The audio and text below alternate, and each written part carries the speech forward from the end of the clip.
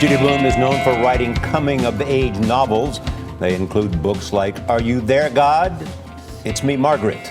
Blume's work spanned generations, selling more than 85 million copies in 32 languages worldwide.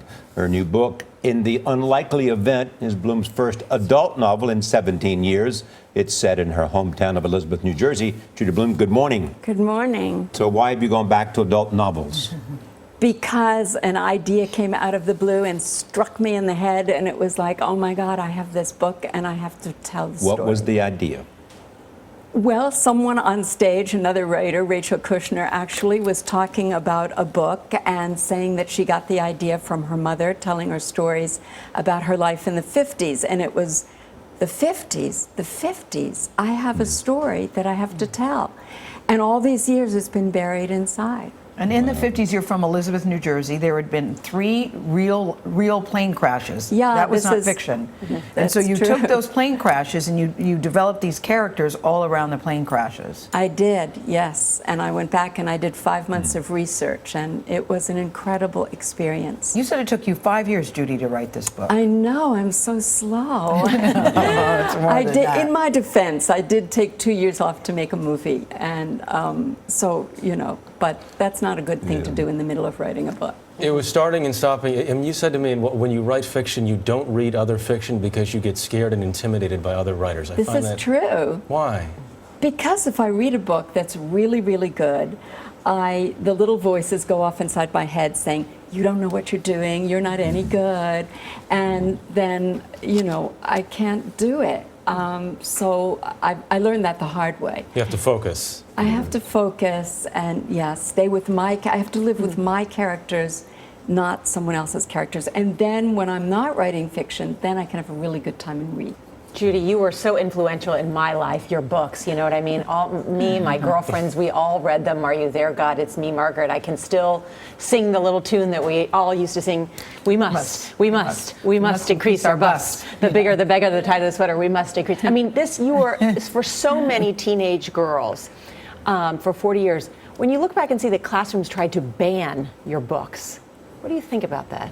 Yeah, it wasn't ever classrooms. It was, you know, one angry parent who didn't want her child to read the book, so she didn't want any children to read the book.